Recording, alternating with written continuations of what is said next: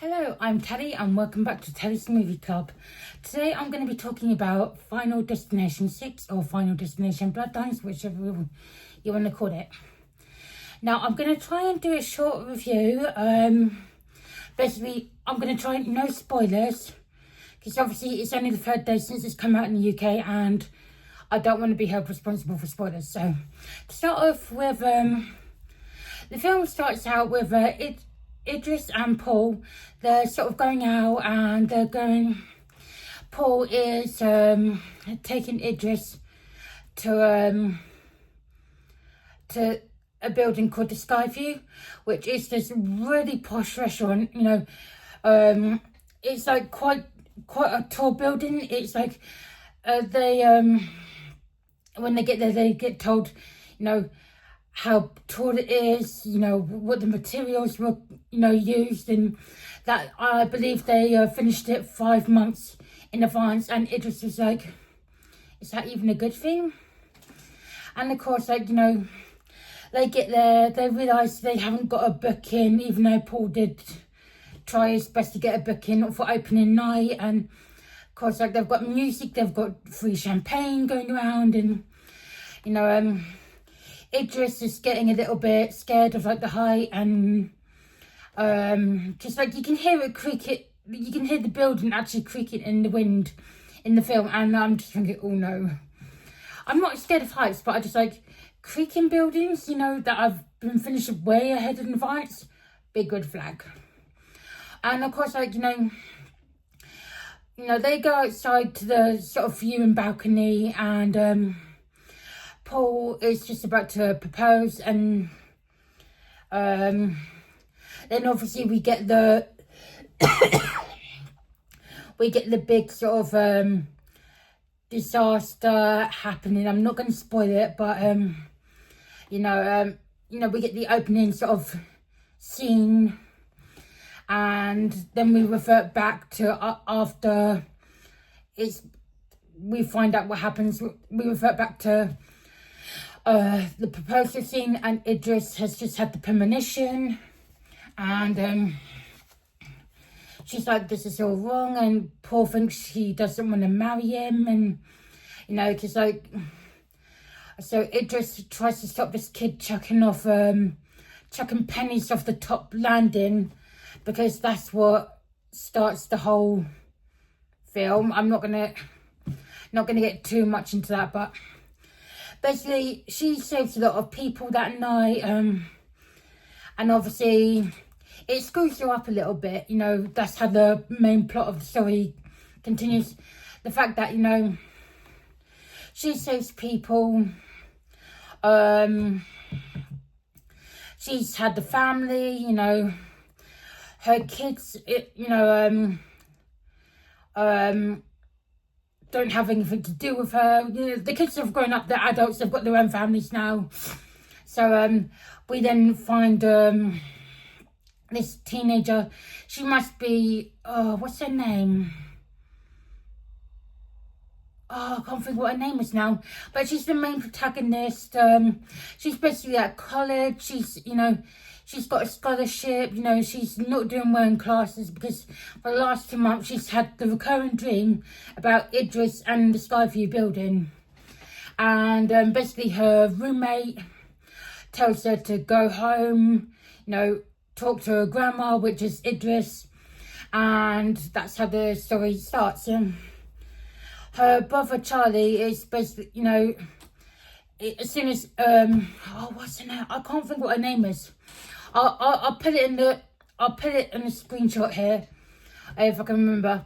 But her brother Charlie is as soon as she gets in, he doesn't want to know her because obviously she hasn't been, around, and he's a typical teenager, sort of like high school, age. He just wants to go straight to his cousins to play a computer game or something. I don't know exactly what a computer game was when they got to the cousins, but I know it was a ranked match because one of his cousins did it about 2 or 3 times. It's a ranked match, so maybe Valorant, I don't know, or maybe Call of Duty. I'm not sure what shooting game it was, but so the main protagonist, she she's asking her auntie and uncle about Idris, and basically they don't want anything to do with the subject. They're trying to dismiss it. And then the auntie's like, you know, your uncle would never forgive me if I told you anything. So whatever you do, don't look in the bottom drawer of the dressing room diner or something like that. So of course she looks and finds the letters that Idris has sent, and the photo that was taken of her and Paul at the Skyview. And she goes and tries to talk to her. And of course she lives in the middle of nowhere, Idris. She's fortified her cabin. It looks like the gates of hell. She's got industrial gates. She's got floodlights all over the place. She's got sharpened sticks pointing out, trying to keep away as many visitors as possible. She's got signs up. She's got a security system, CCTV, the works, and oh, is it Stephanie? I think the main protagonist's name is Stephanie. So I think that's right. But Stephanie goes anyway, and basically says, I'm your granddaughter, I want to talk. And then when Idris, goes into her, death-defying story, Stephanie backs away. She's like, what the hell did I just walk into? And then Idris is like, you've got to take this book, I've survived here for 20 or so years, no contact with the outside world. But I'm wondering, she's been in the cabin for 20 plus years. I don't know if she's got well, how is she getting food? I didn't really see or get the AD to say there was anything of a farm, or if she had canned preserves, or if someone's, giving her food, for a week or two or a month. There doesn't seem to be anywhere to have grown food in that place. They've got she's got fortified the place, and then she's got a river next to it. So I don't know, maybe I've missed something. But it's random. The death started to happen after Idris, because obviously after Stephanie tries to leave, Idris gives her the book to protect herself and protect the family, and Idris doesn't make it after that scene. And then, she goes back home. She's been at the funeral at Idris's, and the family's there. And of course, her uncle has emailed her mum, because Stephanie's mum abandoned her and Charlie at a young age. And she comes back for the funeral, and basically from there, weird deaths start to happen, and Stephanie's freaking out. She's trying to convince her family all of Idris's stories are true, and no one wants to know at first. And then a couple more deaths start to happen. I'm not going to say who, I'm not going to say how, but I just when I was in the cinema, there was one song at a certain pre-death. It was happening while the death was happening. What doesn't kill you makes you stronger. I don't know who sang it, but, when that song was playing, when that death was starting to happen, my cinema erupted with laughter. It was funny, but it was kind of sick as well. Just, it was just, amazing that everyone laughed at the same sort of point, And, of course, funny story... not funny story, but funny story. After a death at the barbecue, there was a death in the barbecue, in the film. I did a really loud hiccup because I was halfway through my drink, and the lady behind me started laughing because I did this really weird hiccup just as the death happened. I sort of turned around behind me and said, I'm really sorry. And she just started giggling, which made me giggle, which then made my fella giggle, who was sitting next to me. And we were just giggling at this funeral when... it was quite messed up, but quite hilarious, that the fact that I just hiccuped at the wrong time. And of course my hiccup was really loud and a bit weird. So anyway, that was a bit of a tangent, but there's more deaths in the film because obviously this is a whole family of death, rather than just friends or couples but there was one death that got, made me wince. It was it was the hospital scene after they'd seen Tony Todd's character, because obviously Tony Todd is the GOAT of these franchises, of this franchise. I know he wasn't in all the films, but R.I.P. Tony Todd, you will be missed. I don't know how the franchise is going to go along without you. Even if it does, that's fine. But you were a legend in these films. So I know you weren't in all of them, but you know your presence has been felt. We also get to discover how Tony Todd's character connects in all these films that he was in. So we get to see his backstory a little bit and understand how he knew what was happening to, you know, not just the family that it was in Bloodlines, but in, you know, Final Destination 1. Was he in Final Destination 2? Yeah, I think he was in Final Destination 2.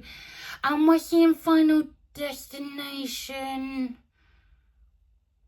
was it 4? I can't remember. I think it was even 4 or 5. But, you know, we get to discover who he is, how he's been, you know, how he's been, what's the word I'm trying to say? How he fits into the story, the saga of film. So, but there is one death in the hospital after the two teenagers, they sneak away from the group after they're having like a tender family moment of a hug, you know, because one of the boys is allergic to nuts, and I think they come up with a plan between them saying, you eat nuts, you know, when you flatline, I'm going to wheel you into, you know, A&E, ER, whatever you want to call it, the emergency room, accident emergency, they're going to bring you back, you know, and then we've sort of cheated death. But the guy that was going to eat the nut, because originally, I think he was the brother of the guy that was allergic to nuts. Yeah, he was, because he kept doing a nut check on people. He was going to go for this bag of unsalted nuts in a vending machine. And his younger brother was like, no, if I'm going to do this, I'm going to do it properly. So I think he went for something like Reese's Cups. I'm not entirely sure what the brand was, but it was something like that. I don't actually know what they are. I know they're an American candy, but I don't know exactly what they are. So so he starts to eat them. He takes like one bite, and the brother's like, how do you feel? And he goes, I feel fine. And he goes, really, you're not allergic to them anymore? And like the brother's like, maybe I grew out of it. And then 2 seconds later, he starts to have a reaction. And of course, he wants to get his EpiPen, but the brother's like, no, I need you to flatline. I need to wheel you into the ER, A&E, whatever you want to call it. But something goes wrong. I'm not going to say what, but what happened really made me wince. You know, I think that was like my favourite, but horrible, most death of this film. And of course, like, the family is getting smaller and smaller as the deaths continue. Obviously, then you get really into the final act, because the last few characters, I'm not going to say who they are because I don't want to spoil it, but they're trying to get to Idris's cabin, and one person just says, I'm going to stay in the cabin. If I stay in the cabin for the rest of my life, you guys will be safe. And of course, Death has a plan for that, because Death doesn't like it when you mess up its plans. So basically, they get to the cabin, stuff happens, cabin blows up, the group is even smaller, they're just down to 2 now, and one of them in the explosion is still stuck in the RV that this person drove, and is now in a lake right next to Idris's cabin that just blown up. Of course, they're drowning. One person is trapped under burning rubble. Another person is trying to pull them out of it. Says, I'm going to try and stay alive for as long as possible, and instantly gets killed. So, the person that was trapped under the rubble tries to help the person that's drowning. Obviously, not going to say what happens because I really want you to see it. I did really enjoy this film. I've seen it twice now. I saw it opening day and then I saw it the next day, Saturday as well. But we get to the end where they think the last two people think everything's fine, and basically one of them realizes everything's not, and they try to escape death again, you know. But I just like, there was one, another problem that I do have. The guy that was about to eat the Reese's Pieces, or he was saying to his brother, if I don't make it, can you look after my tortoise Paco? Is the Paco the name of the tortoise? But what I don't get is Tony Todd's character in several of the films that he's been in of this franchise has says, you either take a life or you die. Now, the younger brother that says, can you look after my pet tortoise? Why don't they take the tortoise's life? Now, I don't want to murder any animals, or, but the rule never suggested you had to kill a person. Because, he even says tortoises live over 100 years old. So why don't they kill the tortoise? Then they've stopped the chain of events happening and, hopefully cheat to death. Now, I like tortoises and turtles. I find them very relaxing and majestic creatures. I wouldn't want to hurt any animal, but I just they never said that the rule had to be a human sacrifice. So that's just my, I was just thinking, but that's off topic. I just these are fun, goofy flicks. I very much enjoyed all the saga. I am going to be doing a short on YouTube of my favourite deaths and near favourite deaths. So it doesn't necessarily going to have to be a death, but it could be a near fatality in these films. And I'm going to try and do that tomorrow on Monday. So look out for that. I will rate this film. What am I going to rate this film? I thoroughly enjoyed it because I saw it twice in 2 days. So I think I'm going to give it a 5 out of 5. I thoroughly enjoyed it. The audience participation of laughter, was funny. We all sort of laughed at the same points, And if people do that in the cinema, you're just in sync with everyone else. So that's it. That's all I've got to say for the minute. Look out for my top deaths and near deaths short. And I will, have a good rest of your Sunday night, everyone. I will see you all soon. Take care. Bye.